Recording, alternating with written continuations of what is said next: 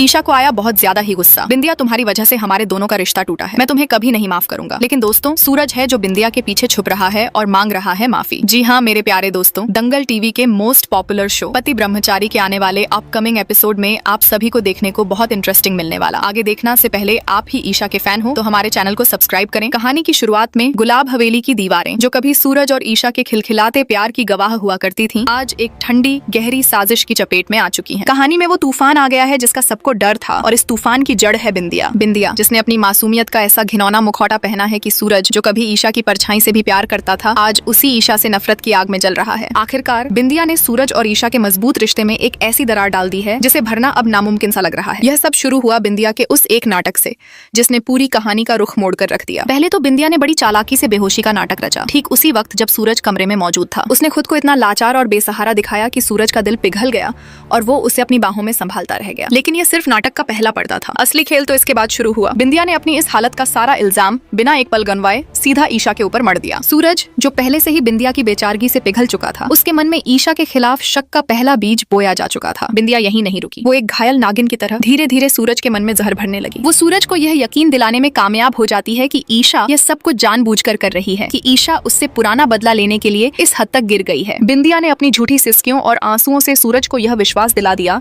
कि ईशा उसे यानी बिंदिया को जानबूझकर परेशान कर रही है ताकि वो यह घर छोड़कर चली जाए। सूरज, जो कभी ईशा की आंखों में सच्चाई पढ़ लेता था, अब उसे सिर्फ बिंदिया का रचा हुआ झूठ दिखाई दे रहा था। धीरे धीरे ईशा और सूरज के बीच की यह गलतफहमी एक ऐसी नफरत में तब्दील हो गई जिसकी किसी ने कल्पना भी नहीं की थी। हालात इतने बदतर हो गए कि सूरज ने ईशा को उसी गुलाब हवेली से बाहर निकालने का मन बना लिया जिसे दोनों ने मिलकर अपना आशियाना बनाया था। यह सब देखना ईशा के चाहने वालों के लिए वाकई दिल तोड़ने वाला है। और अगर आप भी चाहते हैं कि ईशा इस मुश्किल वक्त से बाहर निकले और ईशा के फैन हो तो चैनल को सब्सक्राइब कर करें और देखें कि वो इस चक्रव्यूह को कैसे तोड़ती है। कहानी का वो सबसे काला दिन भी आ गया जब एक सुबह ईशा और सूरज के बीच एक ऐसा भयानक झगड़ा हुआ जिसने सारे बचे खुचे रिश्ते भी जलाकर राख कर दिए। हवेली की दीवारें उन दोनों की चीखों से कांप उठी और ठीक इसी मौके का फायदा उठाते हुए बिंदिया ने अपना सबसे बड़ा दांव खेला। वो सूरज के सामने आकर खड़ी हो गई और रो रो कर कहने लगी, सूरज, अब फैसला तुम्हारे हाथ में है। अगर ये ईशा इस घर में एक पल भी और रुकी तो मैं इस घर में नहीं रहूंगी। मैं वापस अपने घर चली जाऊंगी और जैसे तैसे अकेले रहकर ही अपना गुजारा कर लूंगी, चाहे मुझे उसके लिए कुछ भी क्यों ना करना पड़े, क्योंकि मैं और बर्दाश्त नहीं कर सकती। ईशा जानबूझकर मुझे परेशान कर रही है, वो मुझे मारना चाहती है। यह इमोशनल ड्रामा काम कर गया। सूरज, जो पूरी तरह बिंदिया की मुट्ठी में आ चुका था, उसने बिंदिया की बात मान ली। उसने अपनी मोहब्बत अपनी ईशा को एक पल में पराया कर दिया और ईशा को गुलाब हवेली हमेशा के लिए छोड़ने का अंतिम फैसला सुना दिया। इस तरह एक पल में सूरज का जो प्यार ईशा के लिए मिसालें देता था, वो नफरत के एक गहरे समंदर में डूबने वाला है। इसके बाद से मंजर पूरी तरह बदल चुका है। सूरज अब अपना सारा वक्त बिंदिया का ख्याल रखने में बिताने लगा है। वो बिंदिया जो खुद चल फिर सकती है, सूरज के सामने ऐसी लाचार बनी रहती है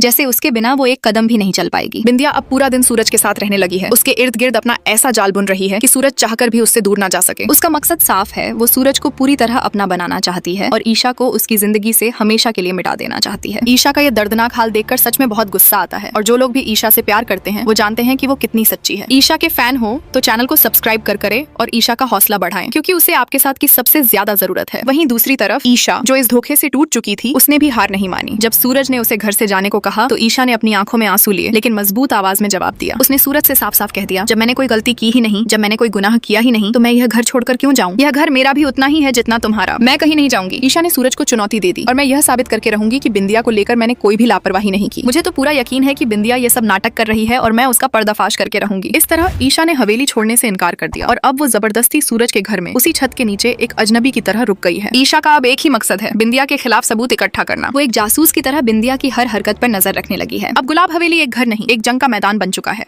जहाँ दो औरतें एक ही आदमी के लिए नहीं। वीडियो को लाइक और चैनल को सब्सक्राइब का